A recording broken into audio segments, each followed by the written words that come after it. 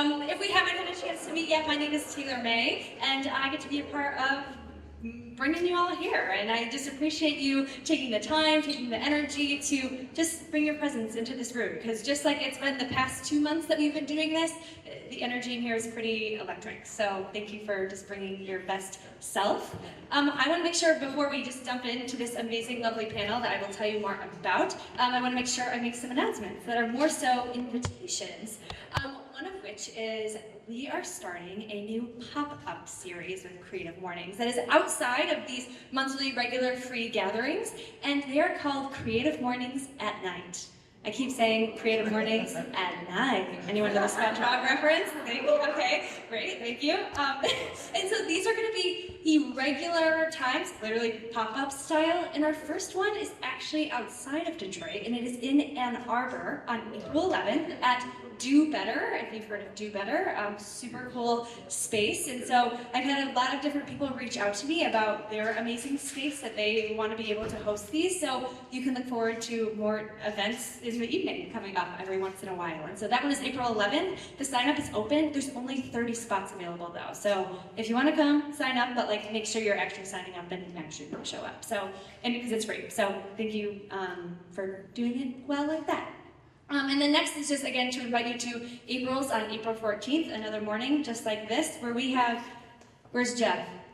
Jeff in the house. This amazing guy right here is going to be our speaker, so you don't want to miss him. He is a legend, and so we'll be so excited to invite you and have you there.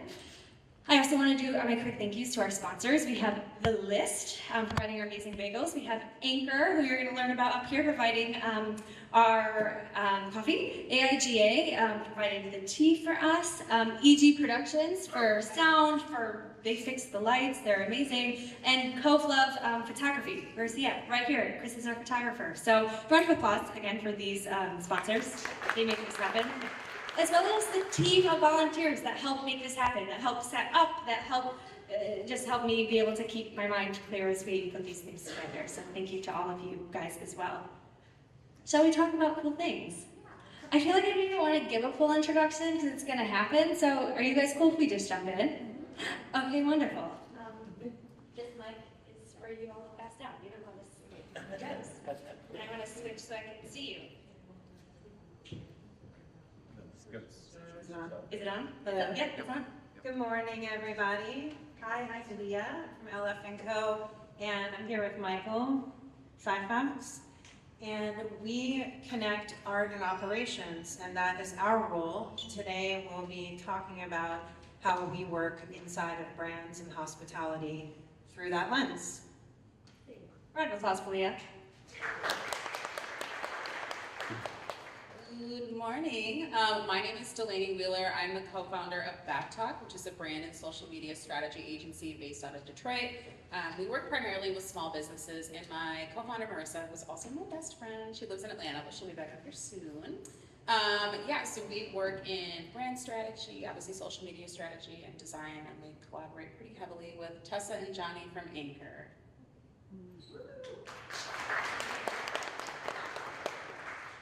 And you guys will hear more about that in a little bit. So, I'm Johnny with Anchor. This is my wife Tessa. The co-founders started in 2017 while we were planning our wedding, because there's not enough to do at that point. Let's just start a business as well. Really started it as our way of just taking control of our lives. We'll learn more about that later as well. We focus on branding, web design, web development. Really do collaborate with Delainie and her team very heavily.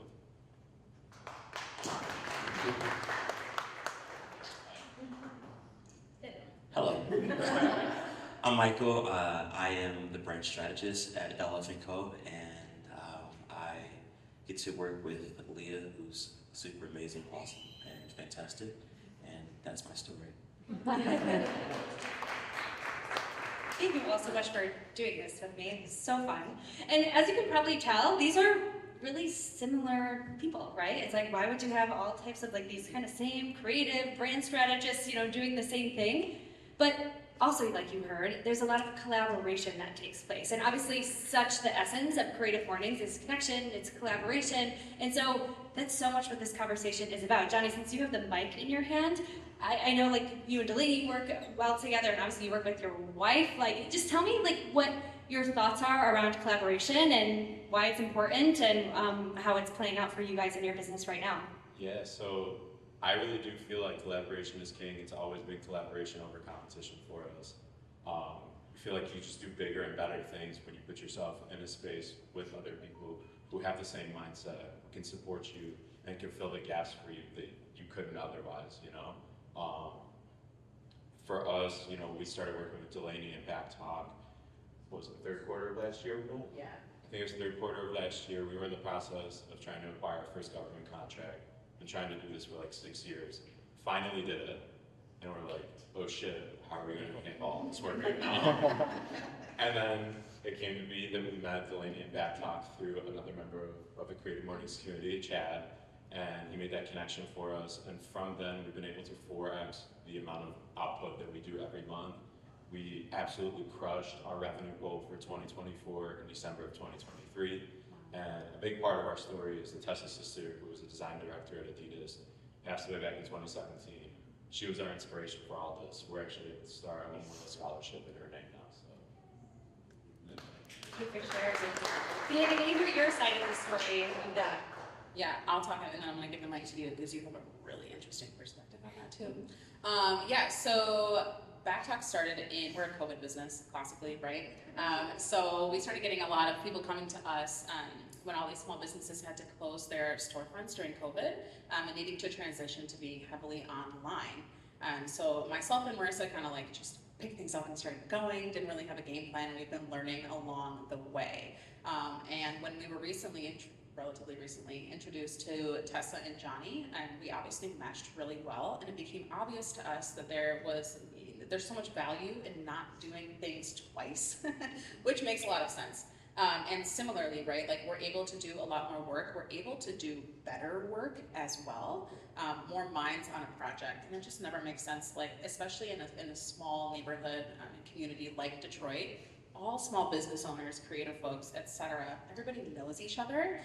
So if you're getting out there and you're creating this culture of like trying to beat each other out for contracts and proposals and all these things rather than sharing ideas, which sounds cliche, but it's true, you're gonna get better work, you're gonna know more people together, and you're truly gonna have a better output. And that's the reason we moved business to Detroit, is folks like Anchor and Delainie coming from Los Angeles. For 15 years, it was a very different culture where everyone was definitely trying to fulfill all the roles at once. And in moving here, see our mentor, Francis, it was a huge help to help us get acclimated, to help me get acclimated here, to understand that getting involved in the community first and understanding the needs of everyone was really my role. And through that, discovered, you know, that specializing is cool here. And where we overlap is where really amazing things happen. And that's where collaboration has really come into shifting how I create overall, and really brought a different perspective. Do you have anything to add to that, Michael or Tessa? Cool. Hi everyone, Tessa. When it comes to overlapping with creativity, not everybody can do everything at once, and if you are doing everything at once, it's probably not the best quality work. So as a creative studio, we really believe in quality over quantity. And by working with other, because we all have overlap in the same types of services, we have our own individual skill sets and interests and things that we just like want to be working on. So we're able to fill each other's gaps and be able to ultimately deliver a really good quality product to the client. And for me, I believe there's a phase before like overlapping, and that is being open. Because I think if you're so rigid, it's like, this is how I want to have it, this is how I want to do it, it has to look like this, then there's no room for that overlap or collaboration to happen, because you just ruled everything out.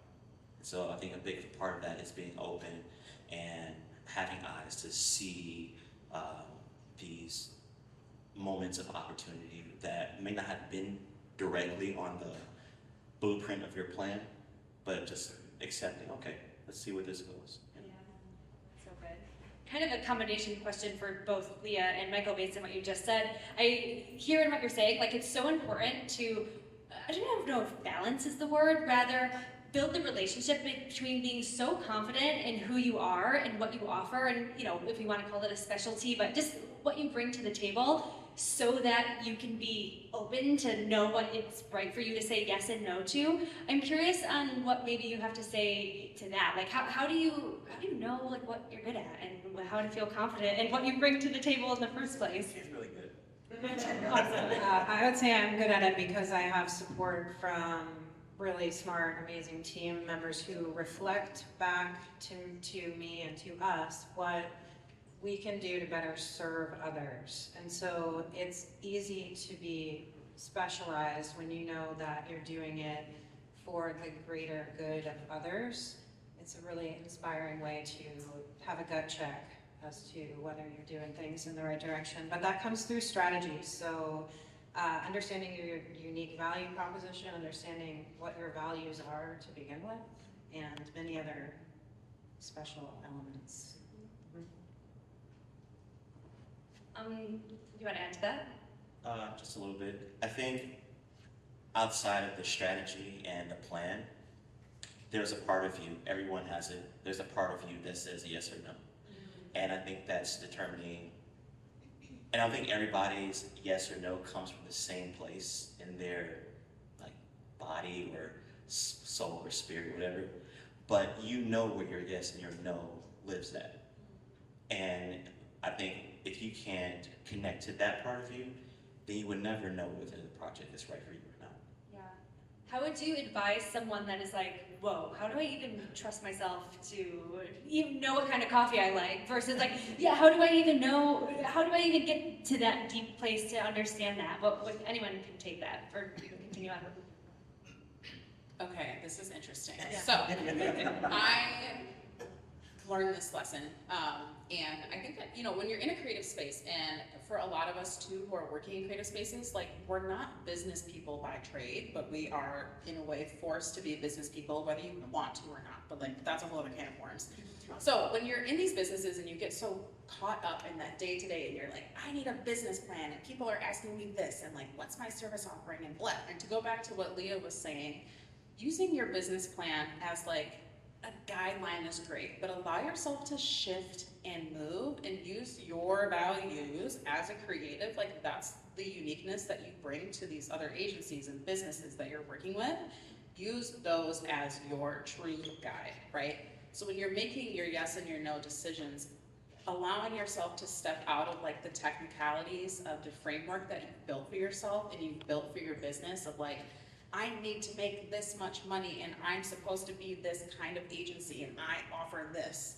That's where the collaboration and like being open to those experiences is really, really valuable. You will limit yourself in the things that you can do and your business can do and whatever that is if you're always trying to be stuck in that framework that you've built. If instead you use like your values and these larger concepts as your guiding light, you'll attract those kinds of people, you'll attract those opportunities, and your business and your work will naturally like flex and flow and grow around whatever that is. Yeah, so don't keep those limitations. I think that that's a really important piece. You're just gonna get stuck if you do that, for sure. No, I so believe that too, so much. What would you say, you can keep it on Delainie, of like, what is maybe your top 2 driving values you would consider? Yeah, I would say that, well, collaboration is quite literally written down in back talks. Values, we've always wanted to collaborate, and since we do only work with small businesses, we already knew that that was a core part of the game. And, you know, we come from small business too. Myself and my business partner, we worked in small businesses for years, so we're already familiar with that idea. The other piece is transparency, which, as a business owner, I'm like, when you no longer work in corporate, I'm like, get that out of here. I don't care. I want to know what's going on. And obviously, you know, you're in control of how much you share, but being open to sharing and creating a working environment where you are truly people together is really important. As well as things like talking about money. Anytime we sit down with any kind of strategic partner, collaborator, or even a client, one of the first things that we talk about is money.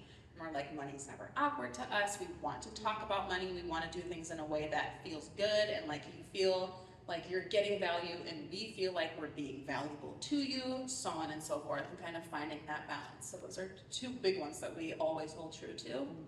And when you talk about those in collaborative settings, like that's how, when we were talking to Tessa and Johnny, we talked about that right off the top. And the way that they agreed with that, and they were like, we're doing the same thing, we automatically knew that as, you know, we moved into approaching clients together or whatever, that was, you know, a consistency between us. And it just gives you like a vibe check right off the top as you're collaborating. That's so insightful. Thank you. Yeah. Does anyone else want to share maybe any values that drive you outside of the ones Delainie shared?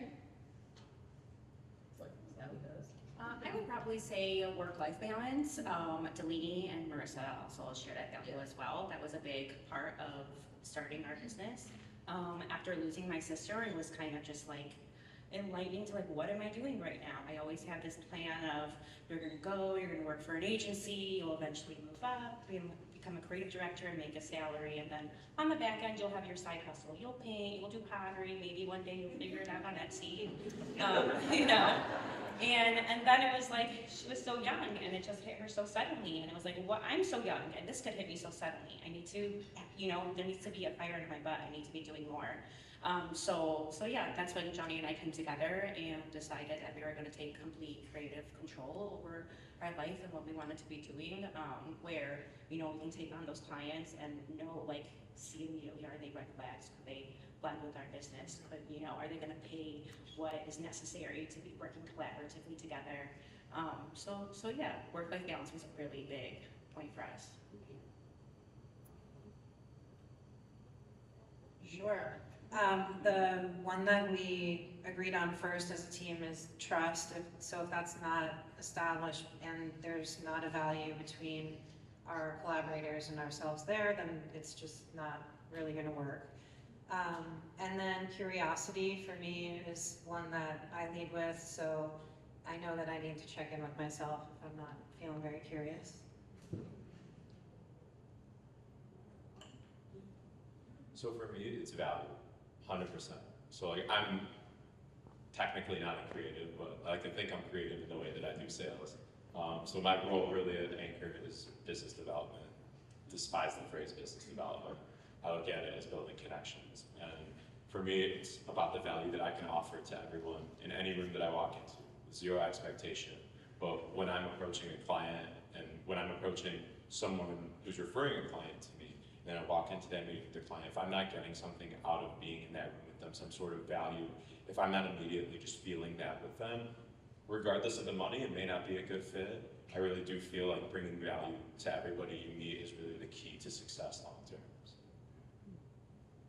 Leah, I'm curious, something you said earlier on in the conversation of comparing the landscape of Detroit to the landscape of Los Angeles in particular. Sure. Just curious, any reflection on that? Lots of reflection. So it is great to be here in Detroit, and I feel like this is definitely a better fit for my personal values and style, so that's great. And I would say the differences, we were just talking about this earlier, Francis, again, shout out, is that a lot of trend focus in Los Angeles, a lot of looking good in Los Angeles, and here the approach definitely seems to be more about craft, value, longevity, quality, and it's just a different approach to making design, which is definitely more aligned with how we like to work. Yeah. Anyone else want to share anything about just your insights on the Detroit landscape as a creative and as an entrepreneur? Yeah, sure. So I lived in Sydney, Australia for like 3 years. And what I had a hard time adjusting to was just give it a go type of person, that like mentality. Whereas like, I feel like home is about, it's about building something and really like putting intentionality into it. It's about making sure that the people who are going to experience this thing is going to like be met in a way that really serves them. And I love Australia because like the part that really I learned the most from was that they just go do it. there's not much of, I've learned that there's not like a plan and background to these projects that people do, and which is cool, but the part that I really love about my city is the vigorous intention that goes into putting something together, and that the I don't know, the grit behind it. You know, it just I don't experience that in a lot of other places. Yeah. Such a great reflection. Anything else to add to the Detroit piece? I'm gonna make you talk for a quick second. So, when we started working with Anchor closely too, it was so interesting to find out the ways in which Johnny and I do business development so differently, which is great, especially because we are all collaborating. So when you have different people like defining business development in different ways, you're attracting completely different communities. So Johnny, which I'll let you talk about what you do, but is so skilled at like professional settings and getting these government contracts, and like you can call anybody and have a full-blown conversation, and like they're like stoked to be talking to you, which is fantastic. Which when I met them, I was like, whoa, like I don't know how to do that. That's so cool. And then on the other side, I remember in one of our very first meetings, Tessa and Johnny were like, how do you know all these people? Like, you're so well connected, da da da da da. I was like, I don't know, I went to college here and I go to the bar a lot. Like, I don't know. Just out yapping and talking to people and like always going to events too. So I think that's another thing that's very interesting. As I imagine we have a lot of like personality overlap in this room and like spaces and places we like to be. And thinking about that, I think what's unique about Detroit is that like we don't always have to be on, and people still like that kind of networking. It feels good. And since it is a smaller city with like some bigger city resources, right? We have a really nice mix here. Leaning into that as well, and like remembering when you're in the throes of trying to grow your business, sometimes you need to literally like go have a night out, or like truly do need to go hang out at a coffee shop. You do need to reach out to that person on Instagram that you followed for 3 years and like ask them to hop on a Google Meet for 15 minutes, like whatever, get those juices flowing. And I absolutely agree with all of that. Yeah. And one of the biggest ways that I've grown as a business owner and just grown in life is just not being afraid to reach out to people that I'm seeing accomplishing the things that I want to accomplish.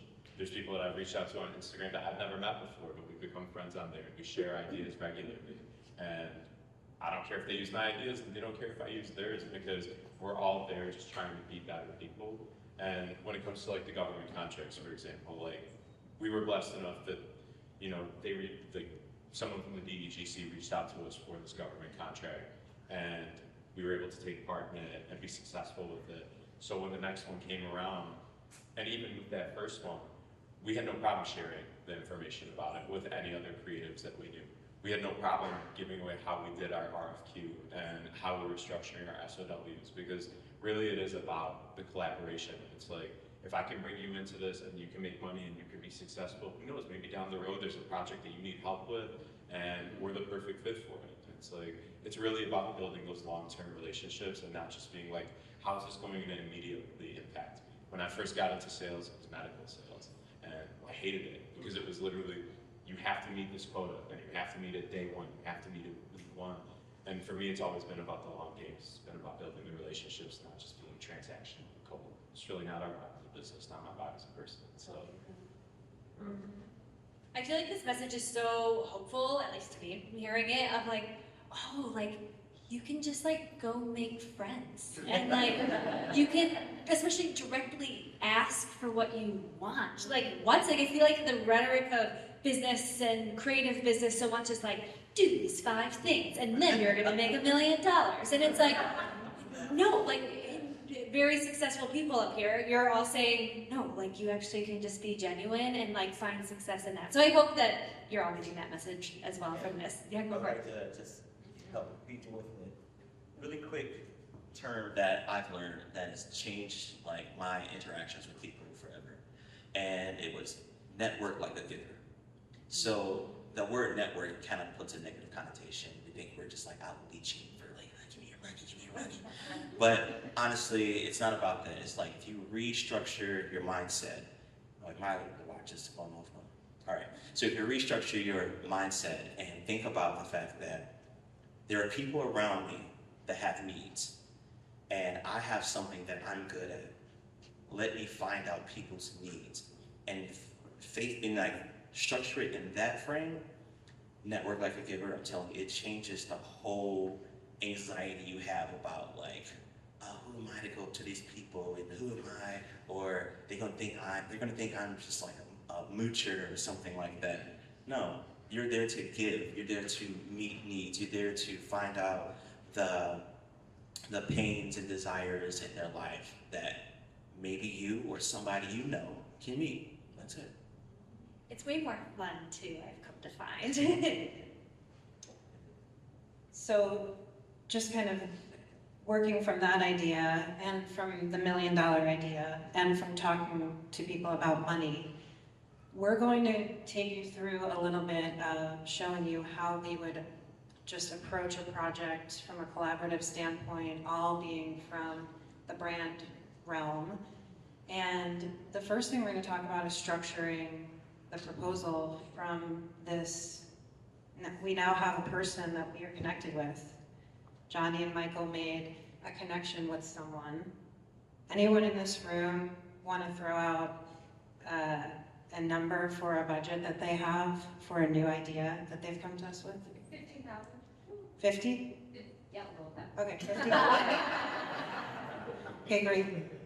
So we have a new contact that's come in, and we can serve you with our services. We're going to find out what you need by working with what you have.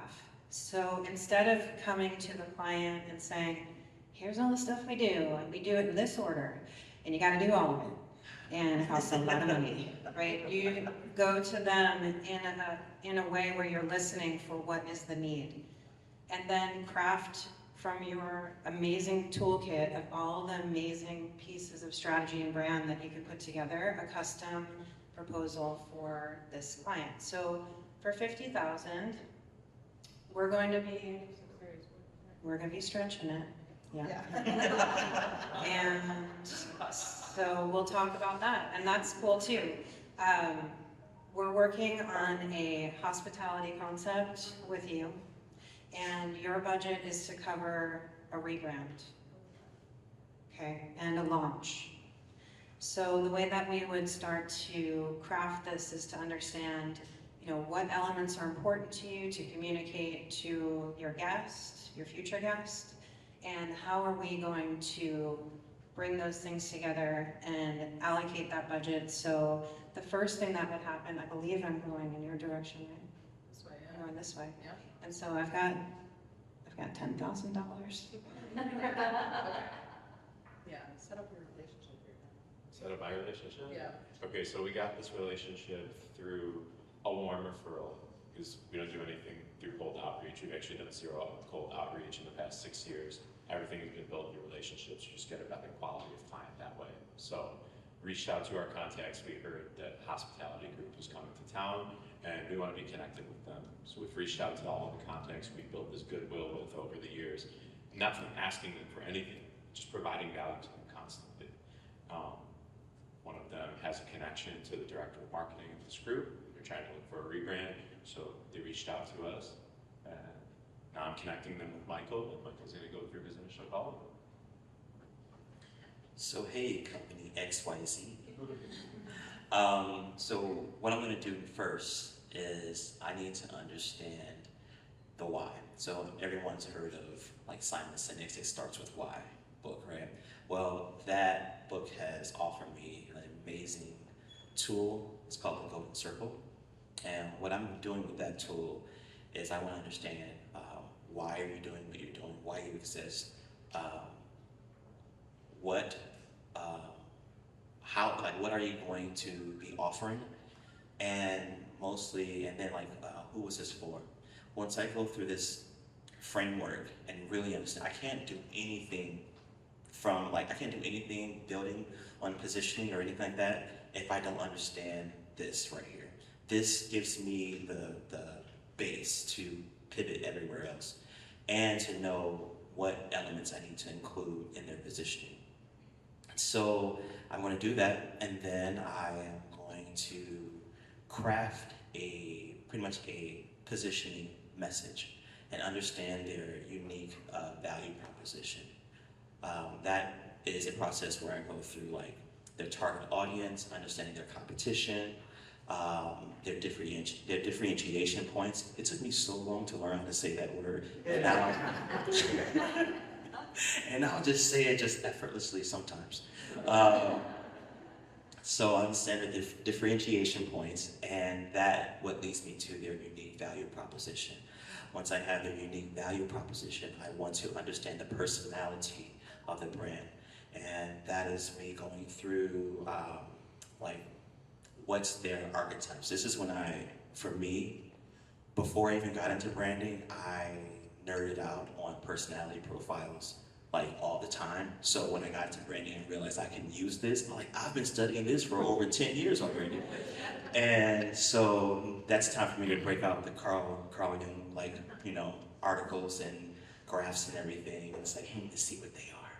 And so, so take that information to help me craft what the persona is. That leads me to understanding how they show up in the marketplace, the voice that they have, and what tone of voice they carry for different situations that happens in or around their business. Once I gather all that together, I have my collective information positioning and strategy. This is when I deliver it over to the art department, and the art department does their beautiful art thing. Hello, art department here. So with that would include a creative director and a designer and probably a development team, depending on the work that we're doing and with your budget. I think we can kind of fit that in there.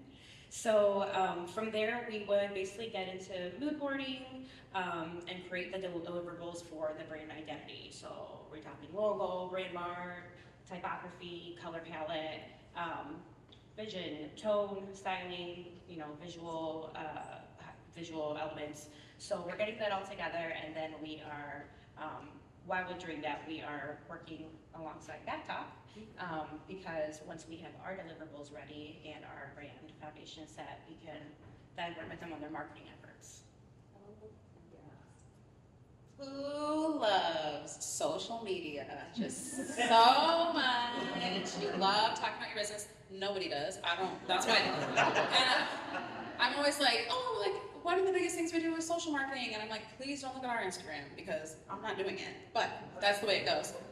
I love doing it for other people. And we work with strategists who will do social marketing as well. And going back to, I want to re-highlight the idea that this is like, and this happens all of the time in cities, right? You get these like larger groups coming in. So like a hotel group coming in, opening a hotel in Detroit, right? In this example. And one of the interesting things that you have to keep in mind when you're doing your like external marketing and your outreach, yes, you need tourists coming in because it's a friggin' hotel, but you also need people from the neighborhood coming in every day in order to keep it open truly. So this happens in hotels that are in downtown, like right now, and we know folks who work in these positions, and they're often like brand directors, things of that kind of title. So when you're working on social marketing, you have to keep in mind, yes, we need to be establishing strategy that's going to bring in tourists. You need to have like those sexy hospitality photos. You need to show off the interior design. You need to build out captioning and a hashtag strategy and social media bios that do pull in tourists and people from out of town and do speak to the hospitality industry. You also need to set up programming in your restaurant that's in the hotel, in the bar. You need to create a culture that invites like people who are working from home into the cafe and the lobby, so that when people walk in the door, first of all, they're seeing people from the neighborhood in that hotel space. That's why they're visiting the city in the first place, because they're curious about what's going on. So we're also going to be building out social media marketing, email marketing, whatever it is, website content, who knows, that's conducive and attractive to people in the neighborhood. So I'll give a shout out to my friend Shingo, who's the brand director at the Siren. And you know, that hotel group is called Ash World. They're from New York. They have a handful of really gorgeous hotels sprinkled around the US. And Shingo is obviously, you know, working on the brand and kind of cultivating a culture.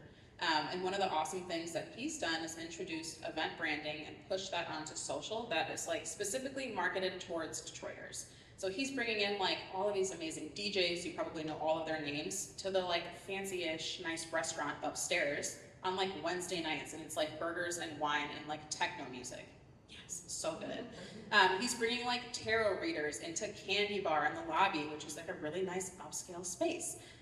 And he is building out, you know, and really promoting the cafe menu to include sandwiches and things like that now, you know, alongside the other folks working at that hotel group, to create a spot where people who are working from home want to come in and hang out every day. That way when these tourists are walking in and they're seeing everything that they've seen on social, they're also experiencing Detroit like the second they walk through the door. Tell that I was ready to respond to you. And obviously our investor is curious about performance ongoing. So these elements are all ongoing. We're checking back with the strategy. Johnny's having a very specific relationship that where he's discussing your concerns and your needs. We're shifting strategies as needed. We're staying within the budget, we're reporting back, and then we can measure it. We can measure our success. So that's also part of what we care about being adjacent to business and being in design is understanding your key performance indicators that you want to hit as we design everything so that once the launch happens and you're eating burgers to techno and the money's rolling in and your return on investment has happened, you know, you have some things to check back to know this is how I know I'm successful in this brand. I want to go to this hotel. Anything to add to this project? Anybody else? So a big part of making sure that this stays alive, that this stays aligned, this would be wanting to keep brand, I would say brand governance, all right? This is where the management comes in. This is where when the shade that you picked out in the original mood board or in the identity part, it shifted. That violet has become a lot more blue over a few years, and you're starting to show up on social media in a way that was not the original intention. I'm not sure if you want to go that way. The menu has been Xeroxed a few times. And things shift if you don't keep eyes on it. And whether you want to, you may like some of the shift, that's cool, but it's all about intention. And that's the part where you want to make sure you either have internal eyes governing, managing the brand, or you continue to check in with your agency to make sure that, you know, to bring them in for an audit. You know, it sounds really scary, but those are the words that we use. You're not auditing you for taxes. Yeah. That was so cool. I feel like this is my interpretation of what we just went through was, and I don't mean this to say like, oh, that sounds so easy, but you laid that out in a way for at least me and maybe anyone else in the room of like, oh, like the project you want to do for yourself or that you want to do with a client, like it's doable. Like you can create the things that you see, the things that you want. And so thank you so much for taking us through that. That was super awesome. Yeah, round of applause for this. Big work for us. To just really tie this amazing conversation in a beautiful bow, I would love for each of you to share just what is a piece of wisdom that you can share with our community, just in their journey of creativity and collaboration. What's the top piece you'd want to give today? Travel. Anytime that I get stuck in a rut, because you know you love Detroit, and when you're working in it every day, day in, day out, I do think that it's really important to remind yourself of why you love working here so much, and if it isn't a great fit for you, be open to switching things up too.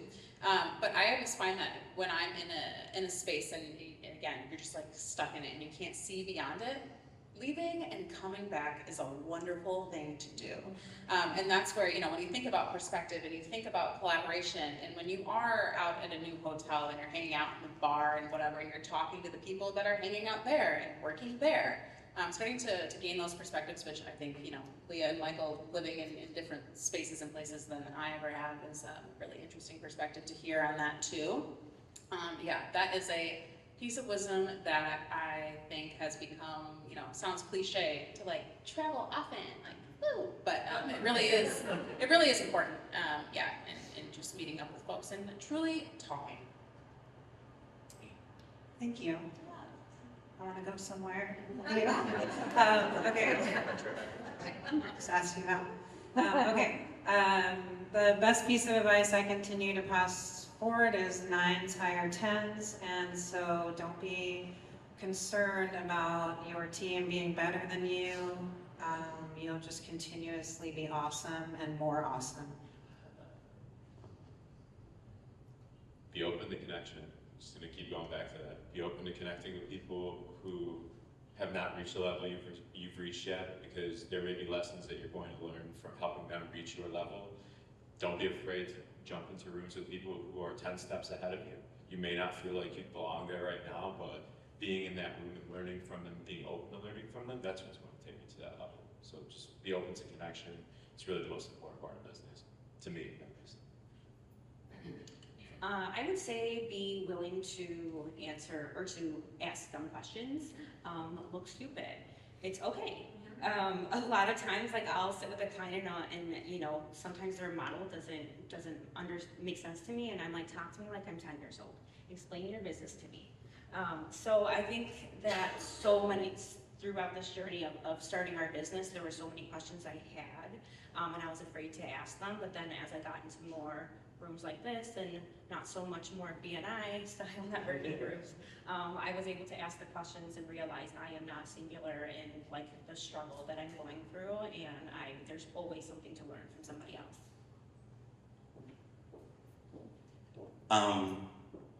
I would say many of you are trying to figure out how do you stand out in your market, how do you get more eyes, more attention in this very ham-driven society. Going back to Carleon, I think you already have your way, and it's the golden shadow. The golden shadow is that thing that you hid, that you learned that was not okay. You learned it either from family, from the neighborhood you grew up in, the school you went to, whatever message you got, that is a thing about you that was not well celebrated.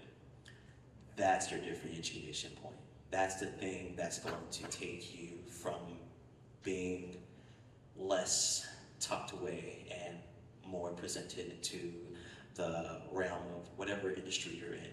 Because I'm not saying go into and like show all your shadow traits, right? And be super toxic. I'm talking about the part in the shadow, the part of your shadow that's actually a good part of you, that it just didn't fit in the culture of society that you were raised in. That is a differentiation point. Got it again.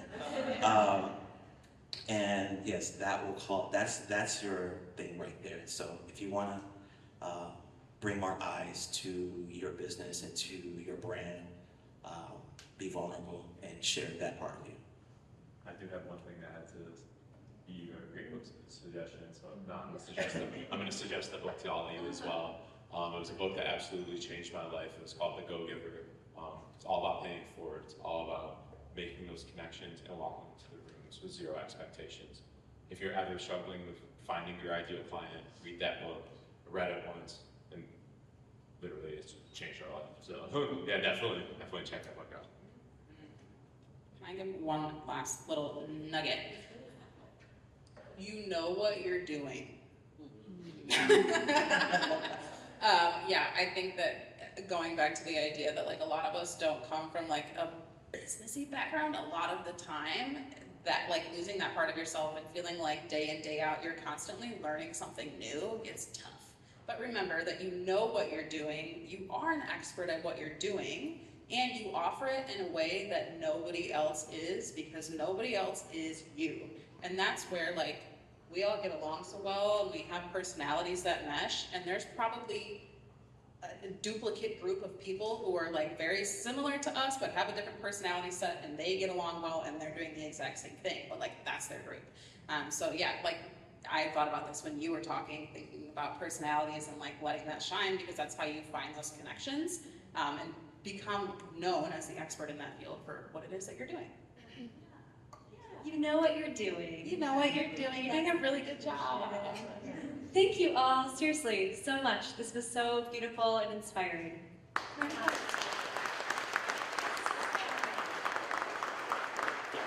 got free time for questions, but time check.